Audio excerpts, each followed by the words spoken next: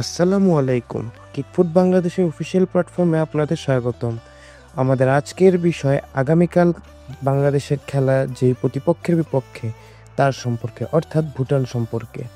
FIFA র্যাঙ্কিংয়ে অপেক্ষাকৃত নিচের দিকে থাকা ভুটান সাধারণত রক্ষণাত্মক কৌশলের উপর বেশি জোর দেয়। শক্তিশালী দলের বিপক্ষে তারা নিজেদের রক্ষণকে সুরক্ষিত রাখতে চায় এবং সহজে গোল হজম করতে চায় না। রক্ষণাত্মক খেলার পাশাপাশি সুযোগ পেলে ভুটান দ্রুত কাউন্টার অ্যাটাক বা পাল্টা আক্রমণে যাওয়ার চেষ্টা করে। মাঝমাঠ থেকে বল জিতে দ্রুত প্রতিপক্ষের অর্ধে পাঠিয়ে গোল করার সুযোগ তৈরি করাই তাদের লক্ষ্য থাকে। দলের অন্যতম সেরা খেলোয়াড় চেনচো গেইলোসেন এর মতো ফরোয়ার্ডরা এই ধরনের পাল্টা আক্রমণে বেশ কার্যকর। সংক্ষেপে, ভুটান মূলত একটি সুসংগঠিত রক্ষণাত্মক দল যারা প্রতিপক্ষের ভুলের সুযোগ নিয়ে পাল্টা আক্রমণে গোল করার চেষ্টা করে। আক্রমণ ভাগ। ভুটানের আক্রমণ ভাগে চেনচো গেইলসেন ভুটানিজ রোনালদো নামে পরিচিত প্রধান খেলোয়াড়। তিনি ভুটানের সর্বকালের সর্বোচ্চ গোলদাতা এবং দেশের একমাত্র পূর্ণ পেশাদার ফুটবলার। এছাড়াও কিঙ্গা ওয়াংচুক একজন ভালো আক্রমণাত্মক উইঙ্গার, যিনি সম্প্রতি ম্যাচে গোল করে দলের জয়ে অবদান রেখেছেন। মিডফিল্ড। ভুটান জাতীয় দলের মিডফিল্ড পজিশনে বেশ কিছু ভালো ফুটবলার রয়েছে।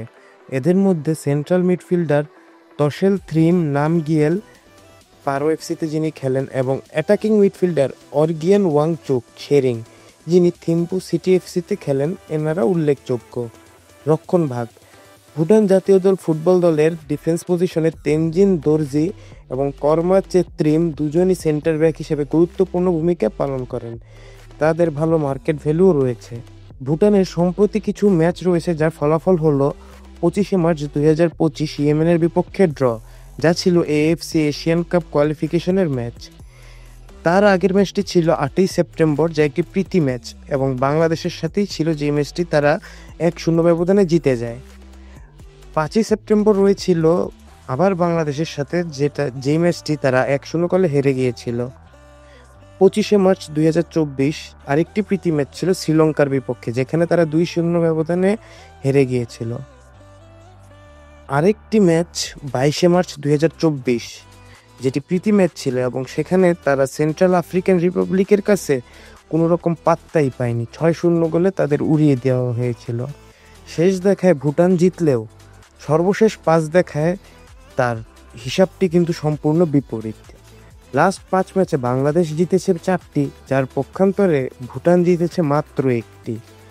এবং শেষ ম্যাচ যেটি হয়েছিল সেখানে ভুটানে 1-0 গোলে জেতে এবং যার ম্যান অফ দ্য ম্যাচ ছিল ভুটানের খেলোয়াড় কিঙ্গা ওয়াংচুক, যিনি ম্যাচটির 91 মিনিটে জয়সূচক গোল করেছিল। এ থেকেই বোঝা যায় যে ভুটান ম্যাচটি খুব সহজে জেতেনি। এই ম্যাচটিও তারা ড্র করতে করতে শেষ মুহূর্তে জয় পেয়েছে।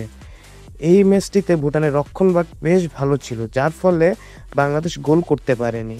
বিশেষ করে তাদের গোলরক্ষক এবং ডিফেন্ডাররা বাংলাদেশে আক্রমণ রুখে দিতে সফল হয়েছিলেন, সেই জন্যই তারা এই ম্যাচটি জয়লাভ করেছেন। তবে একটি বিষয় মাথায় রাখতে হবে, তখন কিন্তু বাংলাদেশ দলে ফাহমিদুল বা হামজার মতো খেলোয়াড়রা ছিলেন না, যা বর্তমান বাংলাদেশ টিমকে আরও শক্তিশালী করে। আজ এই পর্যন্তই। আমাদের প্ল্যাটফর্মকে সাপোর্ট করবেন। আসসালামু আলাইকুম।